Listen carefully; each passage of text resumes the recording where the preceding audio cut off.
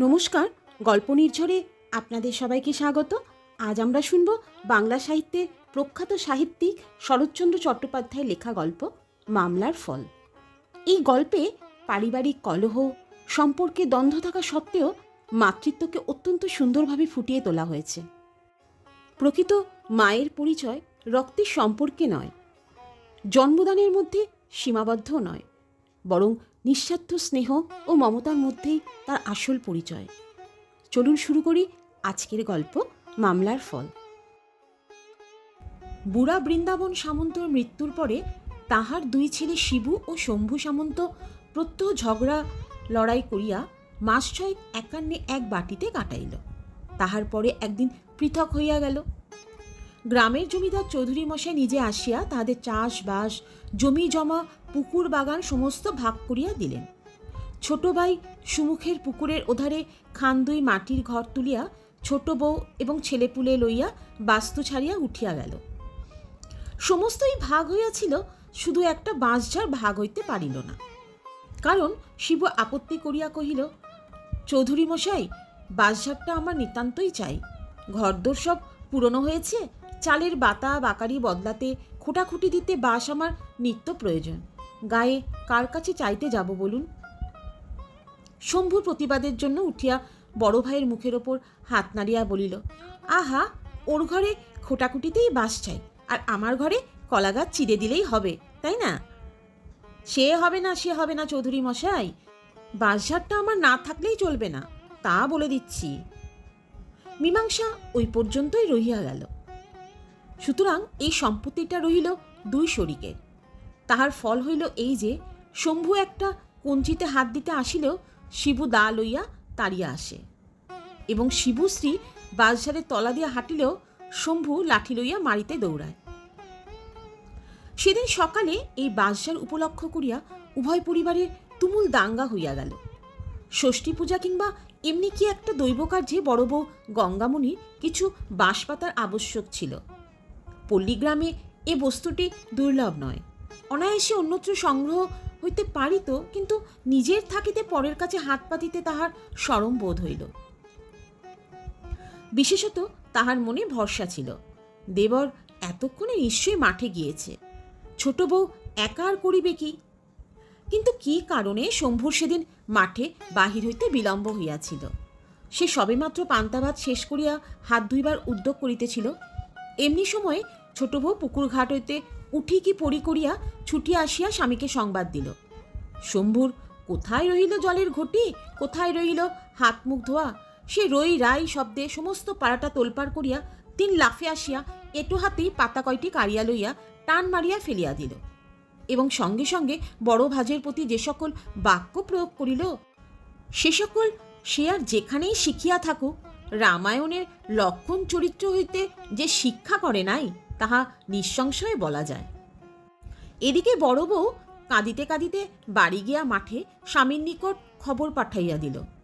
শিবু লাঙল ফেলিয়া কাস্তে হাতে করিয়া ছুটিয়া আসিল, এবং বাঁশঝাড়ের অদূরে দাঁড়াইয়া অনুপস্থিতি কনিষ্ঠের উদ্দেশ্যে অস্ত্র ঘুরাইয়া চিৎকার করিয়া এমন কাণ্ড বাধাইল যে ভিড় জমিয়া গেল।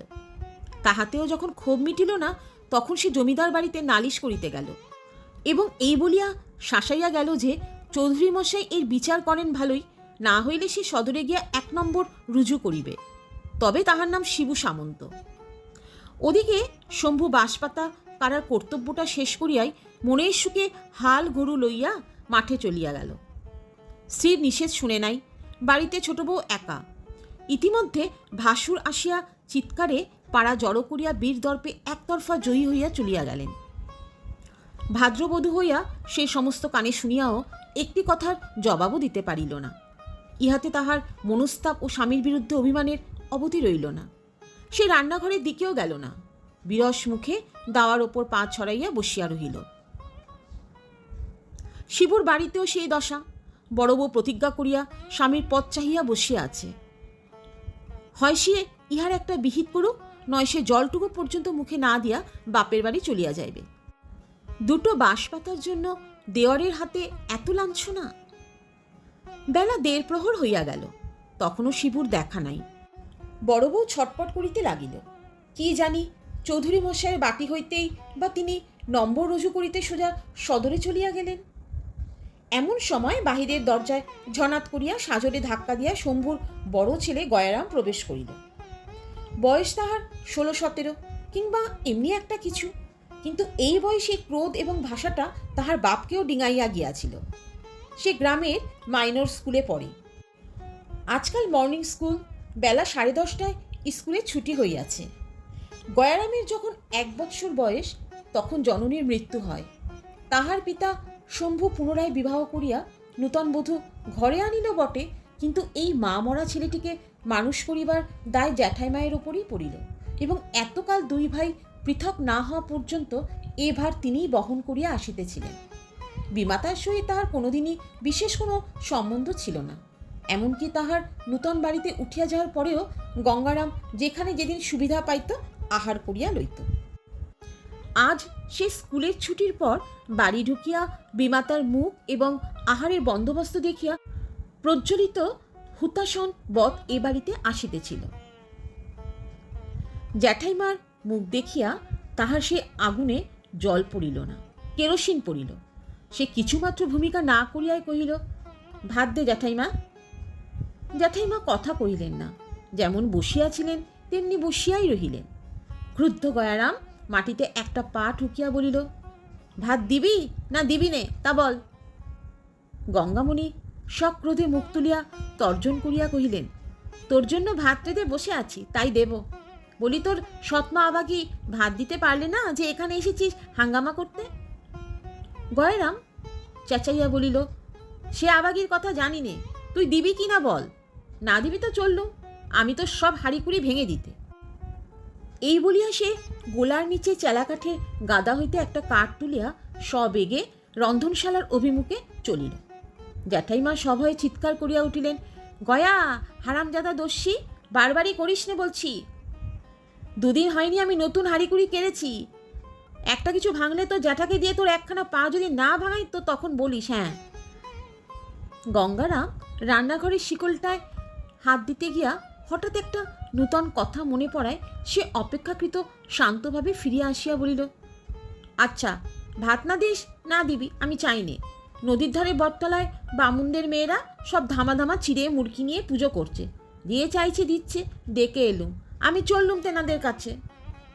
গঙ্গামণির তৎক্ষণাৎ মনে পড়িয়া গেল আজ অরণ্য ষষ্ঠী, এবং এক মুহূর্তেই তাহার মেজাজ কড়ি হইতে কোমলে নামিয়া আসিল।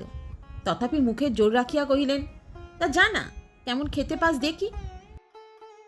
দেখিস তখন বলিয়া গয়া একখানা ছেঁড়া গামছা টানিয়া লইয়া সেটা কোমরে জড়াইয়া প্রস্থানের উদ্যোগ করিতেই গঙ্গামণি উত্তেজিত হইয়া বলিলেন, আর ষষ্ঠীর দিনে পরের ঘরে চেয়ে খেলে তোর কি দুর্গতি হয় দেখিস, দেখিস হতবাগা। গয়া জবাব দিল না। রান্নাঘরে ঢুকিয়া এক খামচা তেল লইয়া মাথায় ঘষিতে ঘষিতে বাহির হইয়া যায় দেখিয়া জ্যাঠাইমা উঠানে নামিয়া আসিয়া ভয় দেখাইয়া কহিলেন, দস্যি কোথাকার, ঠাকুর দেবতার সঙ্গে গোয়ার তুমি? ডুব দিয়ে ফিরে না এলে ভালো হবে না বলে দিচ্ছি, আজ আমি রেগে রয়েছি। কিন্তু গঙ্গারাম ভয় পাইবার ছেলে নয়। সে শুধু দাঁত বাহির করিয়া জ্যাঠাইমাকে বৃদ্ধাঙ্গুষ্ঠ প্রদর্শন করিয়া ছুটিয়া চলিয়া গেল।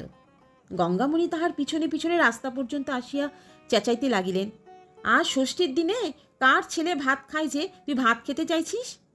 পাটালি গুড়ে সন্দেশ দিয়ে, চাপা কলা দিয়ে, দুধ দই দিয়ে ফলার করা চলে না যে? তুই যাবি পরের ঘরে চেয়ে খেতে? কৈবর্তের ঘরে তুমি এমনি নবাব জন্মেছ। গয়া কিছু দূরে ফিরিয়া দাঁড়াইয়া বলিল, তবে তুই দিলি নে কেন পোড়ামুখী? কেন বললি নেই? গঙ্গামণি গালে হাত দিয়ে অবাক হইয়া বলিলেন, শোনো কথা ছেলে, কখন আবার বললুম তোকে কিছু নেই? কোথায় চান, কোথায় কি দস্যির মতো ঢুকেই বললি ভাত দে। ভাত কি আজ খেতে আছে যে দেব? আমি বলি সবই তো মজুদ, ডুবটা দিয়ে এলেই হয়। গয়া কহিল, ফলার তোর প্রচুর, রোজ রোজ আবাগিরা ঝগড়া করে রান্নাঘরে শেকল টেনে দিয়ে পা ছড়িয়ে বসে থাকবে, আর রোজ আমি 3 বেলায় ভাত খাবো। যা, আমি তোদের কারু কাছে খেতে চাইনি বলিয়া সে হনন করিয়া চলিয়া যায়। এই দেখিয়া গঙ্গামণি সেইখানে দাঁড়াইয়াই কাঁদো কাঁদো গলায় চেঁচাইতে লাগিলেন, আর ষষ্ঠীর দিনে কারো কাছে চেয়ে খেয়ে অমঙ্গল করিস নে গয়া, লক্ষ্মী বাপ আমার, না হয় 4টে পয়সা দেবো রে। শোন, গয়ারাম ভ্রুক্ষেপও করিল না, দ্রুত বেগে প্রস্থান করিল। বলিতে বলিতে গেল, চাইনি আমি ফলার, চাইনি আমি তোর পয়সা, তোর ফলারে আমি, ইত্যাদি ইত্যাদি অনেক কথা। সে দৃষ্টির অন্তরালে চলিয়া গেলে গঙ্গামণি বাড়ি ফিরিয়া রাগে দুঃখে অভিমানে নির্জীবের মতো দাওয়ার ওপর বসিয়া পড়িলেন এবং গয়ার কুব্যবহারে মর্মাহত হইয়া তাহার বিমাতার মাথা খাইতে লাগিলেন। কিন্তু নদীর পথে চলিতে চলিতে গয়ার জ্যাঠাইমার কথাগুলো কানে বাজিতে লাগিল। একে উত্তম আহারের প্রতি স্বভাবতই তাহার একটু অধিক লোভ ছিল। পাটালি গুড়ের সন্দেশ, দধি, দুগ্ধ, চাপাকলা, তাহার উপর 4 পয়সা দক্ষিণা, মনটা তাহার দ্রুত নরম হইয়া আসিতে লাগিল। স্নান সারিয়া গয়ারাম প্রচণ্ড ক্ষুধা লইয়া ফিরিয়া আসিল। উঠানে দাঁড়াইয়া ডাক দিল, ফলারে সব শিগগির নিয়ে আয় জ্যাঠাইমা, আমার বড্ড খিদে পেয়েছে, কিন্তু পাটালি সন্দেশ কম দিবি তো আজ তোকেই খেয়ে ফেলব। গঙ্গামণি সেই মাত্র গরুর কাজ করিতে গোয়ালে ঢুকিয়াছিলেন। গয়ার ডাক শুনিয়া মনে মনে প্রমোদ গণিলেন। ঘরে দুধ দই চিরা গুড় ছিল বটে, কিন্তু চাপাকলাও ছিল না, পাটালি গুড়ের সন্দেশও ছিল না। তখন গয়াকে আটকাইবার জন্য যা মুখে আসিয়াছিল তাই বলিয়া লোভ দেখাইয়াছিলেন। তিনি সেইখান হইতে সাড়া দিয়া কহিলেন, তুই ততক্ষণ ভিজে কাপড় ছাড় বাবা, আমি পুকুর থেকে হাত ধুয়ে আসছি। শিগগির আয় বলিয়া হুকুম চালাইয়া গয়া কাপড় ছাড়িয়া নিজেই একটা আসন পাতিয়া ঘটিতে জল গড়াইয়া প্রস্তুত হইয়া বসিল। গঙ্গামণি তাড়াতাড়ি হাত ধুইয়া আসিয়া তাহার প্রসন্ন মেজাজ দেখিয়া খুশি হইয়া বলিলেন, এই তো আমার লক্ষ্মী ছেলে, কথায় কথায় কি রাগ করতে আছে বাবা? বলিয়া তিনি ভাড়ার হইতে আহারের সমস্ত আয়োজন আনিয়া সম্মুখে উপস্থিত করিলেন। গয়ারাম চক্ষের পলকে উপকরণগুলো দেখিয়া লইয়া তীক্ষ্ণ কণ্ঠে জিজ্ঞাসা করিল, চাপাকলা কই?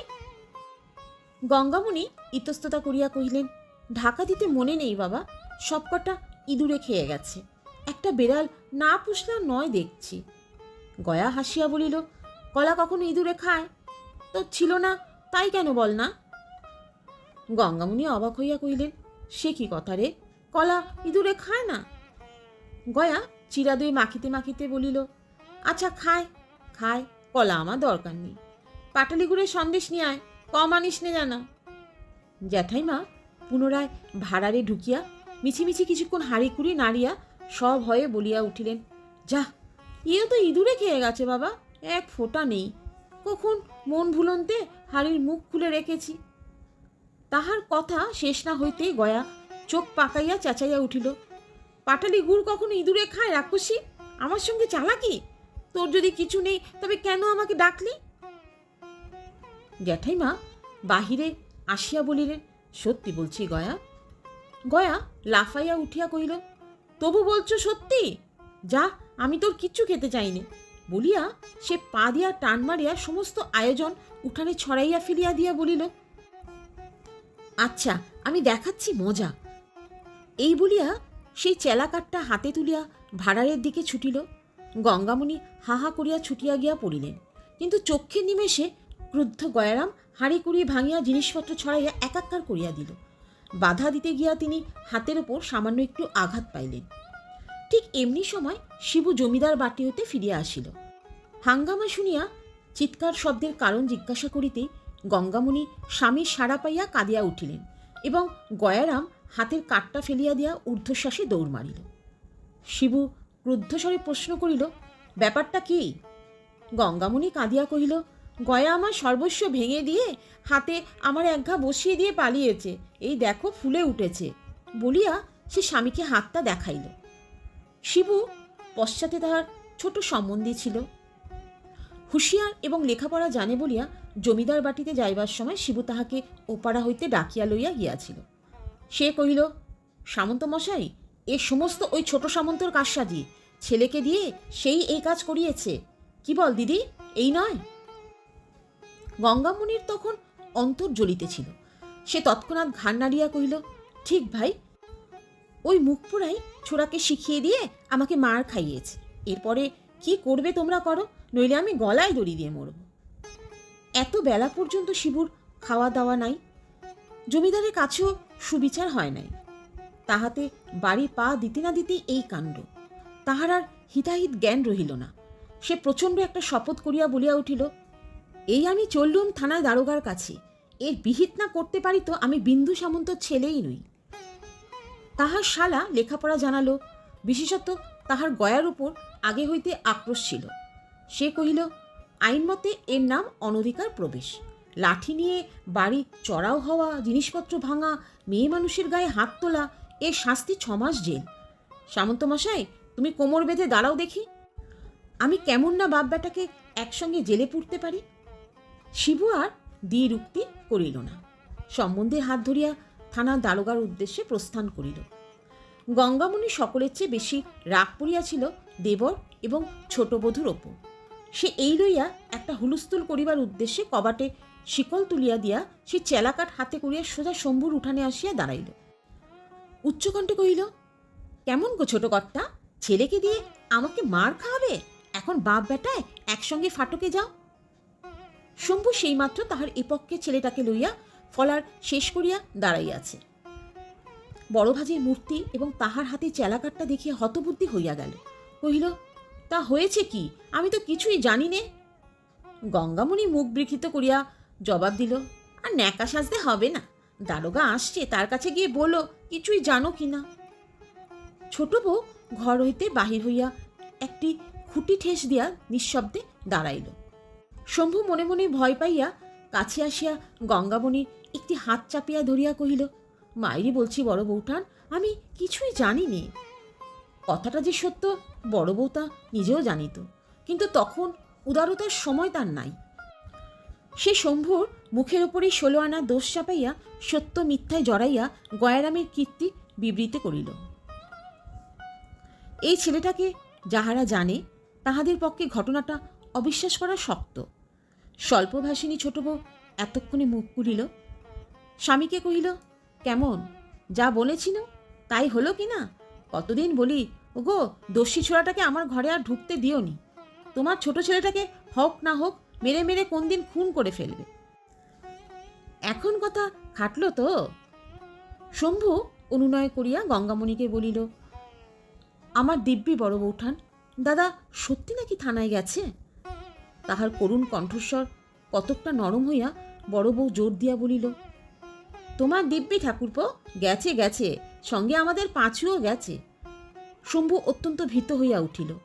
ছোট বউ স্বামীকে লক্ষ্য করিয়া বলিতে লাগিলেন, নিত্যি বলি দিদি, কোথায় যে নদীর ওপর সরকারি পুল হচ্ছে, কত লোক খাটতে যাচ্ছে, সেটাই নিয়ে গিয়ে ওরে কাজে লাগিয়ে দাও। তারা চাবুক মারবে আর কাজ করাবে, পালাবার জোটই নেই, 2 দিনে সোজা হয়ে যাবে। তা না, স্কুলে দিয়েছি, পড়ুক, ছেলে যেন ওর উকিল মোক্তার হবে। শম্ভু কাতর হইয়া বলিল, আরে সাদে দিনই সেখানে, সবাই কি ঘরে ফিরতে পায়? অর্ধেক লোক মাটি চাপা হয়ে কোথায় তলিয়ে যায়, তার তল্লাশি মেলে না। ছোট বউ বলিল, তবে বাপ বেটাতে মিলে খাটকে যাও। বড় বউ চুপ করিয়া রহিল। শম্ভু তাহার হাতটা ধরিয়া বলিল, আমি কালই ছোড়াকে নিয়ে গিয়ে পাসলার পুলে কাজে লাগিয়ে দেব বউঠান, দাদাকে ঠান্ডা করো, আর এমন হবে না। তাহার স্ত্রী কহিল, ঝগড়াঝাটি তো শুধু ওই ড্যাকরার জন্য। তোমাকেও তো কতবার বলেছি দিদি, ওরে ঘরে ধরে ঢুকতে দিও না, আশকারা দিও না, আমি বলি না তাই? নইলে ও মাসে তোমাদের মর্তমান করার কাঁদিতে রাত্রিরে কে কেটে নিয়েছিল, সে তো ওই দস্যি। যেমন কুকুর তেমন মুগুর না হলে কি চলে? পুলের কাজে পাঠিয়ে দাও, পাড়া জুরু। শম্ভু মাতৃদিব্য করিল যে কাল যেমন করিয়া হোক ছোলাকে গ্রাম ছাড়া করিয়া তবে সে জলগ্রহণ করিবে। গঙ্গামণি এ কথাতেও কোনো কথা কহিল না, হাতের কাঠটা ফেলিয়া নিঃশব্দে বাড়ি ফিরিয়া গেল। স্বামী ভাই এখনো অভুক্ত। অপরাহ্ন বেলায় সে বিষণ্ণ মুখে রান্নাঘরের দোরে বসিয়া তাহাদের খাবার আয়োজন করিতেছিল। গয়ারাম উকিঝুঁকি মারিয়া নিঃশব্দ পদে প্রবেশ করিল। বাটিতে আর কেহ নাই দেখিয়া সে সাহসে ভর করিয়া একেবারে পিছনে আসিয়া ডাক দিল, জ্যাঠাইমা। জ্যাঠাইমা চমকিয়া উঠিল, কিন্তু কোনো কথা কহিলেন না। গয়ারাম অদূরে ক্লান্তভাবে ধপাস করিয়া বসিয়া পড়িয়া কহিল, আচ্ছা যা আছে তাই দে, আমার বড্ড খিদে পেয়েছে। খাবার কথায় গঙ্গামণির শান্ত ক্রোধ মুহূর্তে প্রজ্বলিত হইয়া উঠিল। সে তাহার মুখের প্রতি না চাইয়াই সক্রোধে বলিয়া উঠিল, বেহায়া পোড়ার মুখো, আবার আমার কাছে এসেছিস খিদে বলে? দূর হ এখান থেকে। গয়া বলিল, দূর হব তোর কথায়?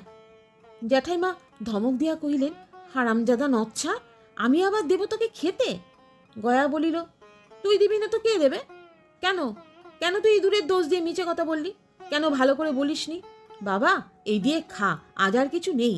তাহলে তো আমার রাগ হয় না। দে না খেতে শিগগিরই রাক্ষসী, আমার পেট যে জ্বলে গেল।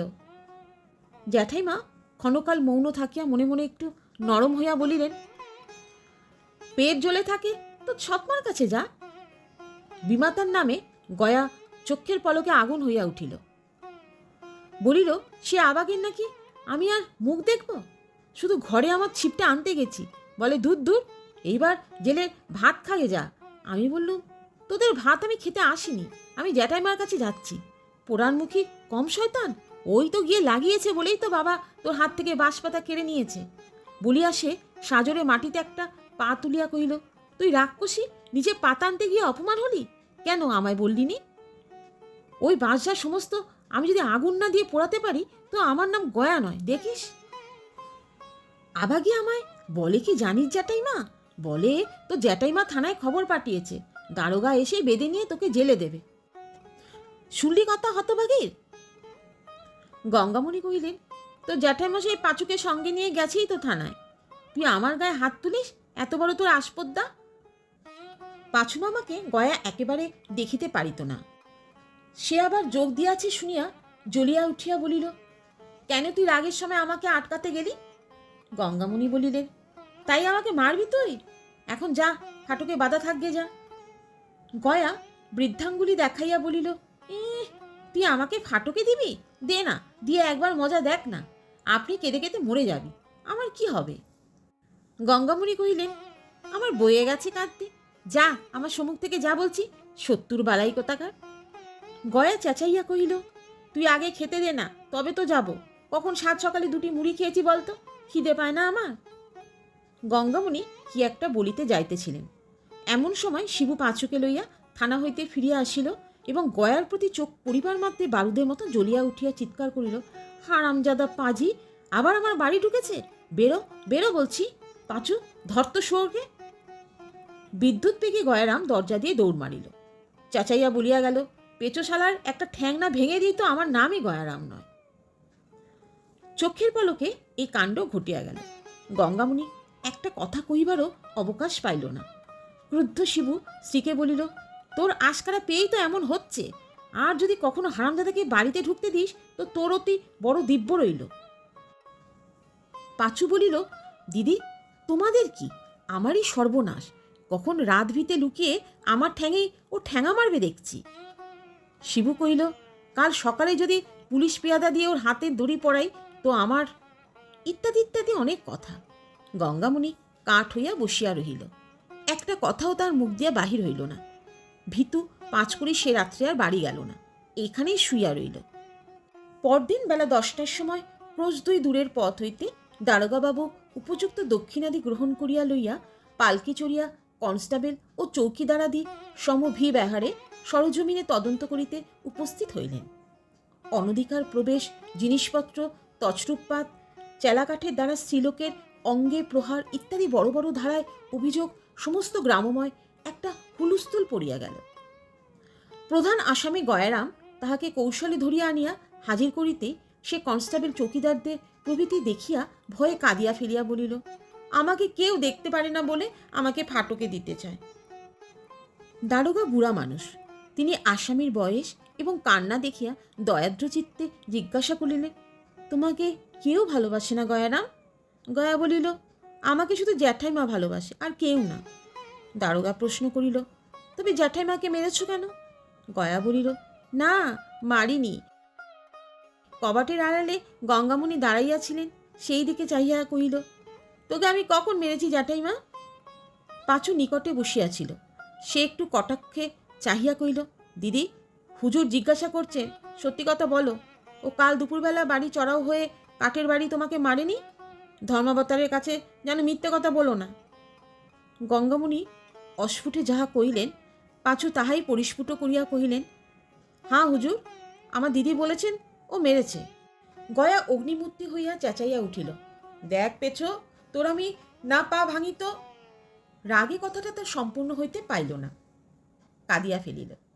পাঁচু উত্তেজিত হইয়া বলিয়া উঠিল, দেখলেন হুজুর, দেখলেন? হুজুরের সম্মুখেই বলছে পা ভেঙে দেবে, আড়ালেও খুন করতে পারে, ওকে বাদবার হুকুম হোক। দারোগা শুধু একটু হাসিলেন। গয়া চোখ মুছিতে মুছিতে বলিল, আমার মা নেই তাই, নইলে। এবারেও কথাটা তাহার শেষ হইতে পারিল না। যে মাকে তাহার মনেও নাই, মনে করিবার কখনো প্রয়োজনও হয় নাই, আজ বিপদের দিনে অকস্মা তাহাকেই ডাকিয়া সে ঝরঝর করিয়া কাঁদিতে লাগিল। দ্বিতীয় আসামি শম্ভুর বিরুদ্ধে কোনো কথাই প্রমাণ হইল না। দারোগাবাবু আদালতে নালিশ করিবার হুকুম দিয়া রিপোর্ট লিখিয়া লইয়া চলিয়া গেলেন। পাঁচু মামলা জানালো এবং তাহার যথারীতি দায়িত্ব গ্রহণ করিল এবং তাহার ভগিনীর প্রতি গুরুতর অত্যাচারের জন্য গয়ার যে কঠিন শাস্তি হবে এই কথা চতুর্দিকে বলিয়া বেড়াইতে লাগিল। কিন্তু গয়া সম্পূর্ণ নিরুদ্দেশ। পাড়া প্রতিবেশীরা শিবুর এই আচরণের অত্যন্ত নিন্দা করিতে লাগিল। শিবু তাহাদের সহিত লড়াই করিয়া বেড়াইতে লাগিল, কিন্তু শিবু স্ত্রী একেবারে চুপচাপ। সেদিন গয়ার দুঃসম্পর্কের এক মাসি খবর শুনিয়া শিবুর বাড়ি বহিয়া তাহার স্ত্রীকে যা ইচ্ছা তাই বলিয়া গালিগালাজ করিয়া গেল, কিন্তু গঙ্গামণি একেবারে নির্বাক হইয়া রহিল। শিবু পাশের বাড়ির লোকের কাছে একথা শুনিয়া রাগ করিয়া স্ত্রীকে কহিল, তুই চুপ করে রইলি, একটা কথাও বললি না কেন? শিবু স্ত্রী কহিল, না। শিবু বলিল, আমি বাড়ি থাকলে ঝাঁটাপেটা করে ছেড়ে দিত। তাহার স্ত্রী কহিল, তাহলে আজ থেকে বাড়িতেই বসে থাকো, আর কোথাও বেরিও না, বলিয়া নিজের কাজে চলিয়া গেল। সেদিন দুপুরবেলা শিবু বাড়ি ছিল না। শম্ভু আসিয়া বাঁশঝাড় হইতে গোটা কয়েক বাঁশ কাটিয়া লইয়া গেল। শব্দ শুনিয়া শিবু স্ত্রী বাহিরে আসিয়া স্বচক্ষে সমস্ত দেখিল, কিন্তু বাধা দেওয়া দূরে থাকুক, আর সে কাছেও ঘেঁষিল না, নিঃশব্দে ঘরে ফিরিয়া গেল। দিন দুই পরে সংবাদ শুনিয়া শিবু লাফাইতে লাগিল। স্ত্রীকে আসিয়া কহিল, তুই কি কানের মাথা খেয়েছিস? ঘরের পাশ থেকে যে বাঁশ কেটে নিয়ে গেল, তা তুই টের পেলি নে? তার স্ত্রী বলিল, কেন টের পাবো না, আমি চোখেই তো সব দেখেছি। শিবু ক্রুদ্ধ হইয়া কহিল, তবু আমাকে তুই জানালি নে? গঙ্গামণি বলিল, জানাবো আবার কি, বাদশাহ কি তোমার একার? ঠাকুরপো তাতে ভাগ নেই? শিবু বিস্ময়ে হতবুদ্ধি হইয়া শুধু কহিল, তোর কি মাথা খারাপ হয়ে গেছে? সেদিন সন্ধ্যার পর পাঁচু সদর হইতে ফিরিয়া আসিয়া শ্রান্তভাবে ধপ করিয়া বসিয়া পড়িল। শিবু গরুর জন্য খড় কুচাইতেছিল। অন্ধকারে তাহার মুখের চোখের চাপা হাসি লক্ষ্য করিল না। সবাই জিজ্ঞাসা করিল, কি হলো? পাঁচু গাম্ভীর্যের সহিত একটু হাস্য করিয়া কহিল, পাঁচু থাকলে যা হয় তাই, ওয়ারিন বের করে তবে আসছি, এখন কোথায় আছে জানতে পারলেই হয়। শিবুর কি এক প্রকার ভয়ঙ্কর জেদ চাপিয়া গিয়াছিল। সে কহিল, যত খরচ হোক ছোড়াকে ধরা চাই, তাকে জেলে পুরে তবে আমার অন্য কাজ। তারপরে উভয়ের নানা পরামর্শ চলিতে লাগিল, কিন্তু রাত্রি 11টা বাজিয়া গেল। ভিতর হইতে আহারের আহ্বান আসে না দেখিয়া শিবু আশ্চর্য হইয়া রান্নাঘরে গিয়া দেখিল ঘর অন্ধকার। শোবার ঘরে ঢুকিয়া দেখিল স্ত্রী মেজের ওপরে মাদুর পাতিয়া শুইয়া আছে। ক্রুদ্ধ এবং আশ্চর্য হইয়া জিজ্ঞাসা করিল, খাবার হয়ে গেছে তো আমাদের ডাকিসনি কেন? গঙ্গামণি ধীরে সুস্থে পাশ ফিরিয়া বলিল, কে রাঁধলে যে খাবার হয়ে গেছে? শিবু তর্জন করিয়া প্রশ্ন করিল, রাঁধিসনি এখনো? গঙ্গামণি কহিলে, না, আমার শরীর ভালো নেই, আজ আমি পারব না। নিদারুণ ক্ষুধায় শিবুর নাড়ি জ্বলিতেছিল, সে আর সহিতে পারিল না। স্ত্রীর পিঠের ওপর সাজরে একটা লাথি মারিয়া বলিল, আজকাল রোজ অসুখ, রোজ পারব না। পারবি না তো বেরো আমার বাড়ি থেকে। গঙ্গামণি কথাও কহিল না, উঠিয়াও বসিল না, যেমন শুইয়াছিল তেমনই পড়িয়া রহিল। সে রাত্রে শালা ভগ্নিপতির কারোরই খাওয়া হইল না। সকালবেলা দেখা গেল গঙ্গামণি বাটিতে নেই। এদিকে ওদিকে কিছুক্ষণ খোঁজাখুঁজির পর পাঁচু কহিল, দিদি নিশ্চয়ই আমাদের বাড়ি চলে গেছে। স্ত্রীর এইরকম আকস্মিক পরিবর্তনের হেতু শিবু মনে মনে বুঝিয়াছিল বলিয়াই তাহার বিরক্তিও যেমন উত্তরোত্তর বাড়িতে ছিল, নালিশ মোকদ্দমার প্রতি ঝোঁকও তেমনি খাটো হইয়া আসিতেছিল। সে শুধু বলিল, চুলোয় যাক, আমার খোঁজ রাখবার দরকার নেই। বিকেলবেলা খবর পাওয়া গেল গঙ্গামণি বাপের বাড়ি যায় নাই। পাঁচু ভরসা দিয়া কহিল, তাহলে নিশ্চয় পিসিমার বাড়ি চলে গেছে। তাহাদের এক বড়লোক পিসি ক্রোশ 5-6 দূরে একটা গ্রামে বাস করিতেন। পূজা পর্ব উপলক্ষে তিনি মাঝে মাঝে গঙ্গামণিকে লইয়া যাইতেন। শিবু স্ত্রীকে অত্যন্ত ভালোবাসিত। সে মুখে বলিল বটে যেখানে খুশি যাগ্গে মরুগ্গে, কিন্তু ভিতরে ভিতরে অনুতপ্ত এবং উৎকণ্ঠিত হইয়া উঠিল। তবুও রাগের ওপর দিন 5-6 কাটিয়া গেল। এদিকে কাজকর্ম লইয়া গরু বাছুর লইয়া সংসার তাহার এক প্রকার অচল হইয়া উঠিল। একটা দিনও আর কাটে না, এমনি হইল। 7 দিনের দিন সে আপনি গেল না বটে, কিন্তু নিজের পৌরুষ বিসর্জন দিয়া পিসির বাড়িতে গরুর গাড়ি পাঠাইয়া দিল। পরদিন শূন্য গাড়ি ফিরিয়া আসিয়া সংবাদ দিল সেখানে কেহ নাই। শিবু মাথায় হাত দিয়া বসিয়া পড়িল। সারাদিন স্নানাহার নাই, মরার মতো একটা তক্তপোষের উপর পড়িয়াছিল। পাঁচু অত্যন্ত উত্তেজিতভাবে ঘরে ঢুকিয়া কহিল, সামন্তমশাই, সন্ধান পাওয়া গেছে। শিবু ধর্মর করিয়া উঠিয়া বসিয়া কহিল, কোথায়, কে খবর দিল? অসুখ বিসুখ কিছু হয়নি তো? গাড়ি নিয়ে চল না, এখনই দুজনে যাই। পাঁচু কহিল, দিদির কথা নয়, গয়ার সন্ধান পাওয়া গেছে। শিবু আবার শুইয়া পড়িল, কোনো কথা কহিল না। তখন পাঁচু বহু প্রকারে বুঝাইতে লাগিল যে এই সুযোগ কোনো মতে হাতছাড়া করা উচিত নয়। দিদি তো একদিন আসবেই, কিন্তু তখন আর এ বেটাকে বাগে পাওয়া যাবে না। শিবু উদাস কণ্ঠে কহিল, এখন থাকবে পাঁচু, আগে সে ফিরে আসুক, তারপরে। পাঁচু বাধা দিয়া কহিল, তারপরে কি আর হবে সামন্তমশাই? বরঞ্চ দিদি ফিরে আসতে না আসতে কাজটা শেষ করা চাই। সে এসে পড়লে হয়তো আর হবেই না। শিবু রাজি হইল, কিন্তু আপনার খালি ঘরের দিকে চাহিয়া পরের উপর প্রতিশোধ লইবার জোর সে কোনো মতেই নিজের মধ্যে খুঁজিয়া পাইতেছিল না। এখন পাঁচুর জোরধার করিয়াই তাহার কাজ চলিতেছিল। পরদিন রাত্রি থাকিতেই তাহারা আদালতের পেয়াদা প্রভৃতি লইয়া বাহির হইয়া পড়িল। পথে পাঁচু জানাইল, বহু দুঃখে খবর পাওয়া গেছে শম্ভু তাহাকে পাঁচলার সরকারি পুলের কাজে নাম ভাড়াইয়া ভর্তি করিয়া দিয়াছে, সেইখানেই তাহাকে গ্রেপ্তার করিতে হইবে। শিবু বরাবর চুপ করিয়াই ছিল, তখনও চুপ করিয়াই রহিল। তাহারা গ্রামে যখন প্রবেশ করিল তখন বেলা দ্বিপ্রহর। গ্রামের এক প্রান্তে প্রকাণ্ড মাঠ, লোকজন, লোহা লক্কর, কলকারখানায় পরিপূর্ণ। সর্বত্রই ছোট ছোট ঘর বাঁধিয়া জনমজুরেরা বাস করিতেছে। অনেক জিজ্ঞাসাবাদের পর একজন কহিল, যে ছেলেটি সাহেবের বাংলা লেখাপড়ার কাজ করছে সে তো? তার ঘর ওই যে বলিয়া একখানা ক্ষুদ্র কুটির দেখাইয়া দিল। তাহারা গুড়ি মারিয়া পা টিপিয়া অনেক কষ্টে তাহার পাশে আসিয়া দাঁড়াইল।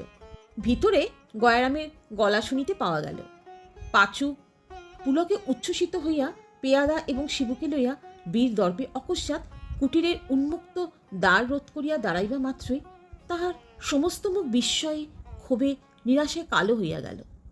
তাহার দিদি ভাত বাড়িয়া দিয়া একটা হাত পাখা লইয়া বাতাস করিতেছে এবং গয়ারাম ভোজনে বসিয়াছে। শিবুকে দেখিতে পাইয়া গঙ্গামণি মাথায় আঁচলটা তুলিয়া দিয়া শুধু কহিল, তোমরা একটু জিরিয়ে নিয়ে নদী থেকে নিয়ে এসো গে, আমি ততক্ষণ আরেকখানি ভাত চড়িয়ে দিই। শুনলেন আজকের গল্প শরৎচন্দ্র চট্টোপাধ্যায়ের লেখা মামলার ফল। গল্প নির্ঝরের সঙ্গে থাকার জন্য আপনাদের অনেক ধন্যবাদ। আবার ফিরে আসব নতুন এক গল্পের সঙ্গে। সবাই ভালো থাকুন, সুস্থ থাকুন।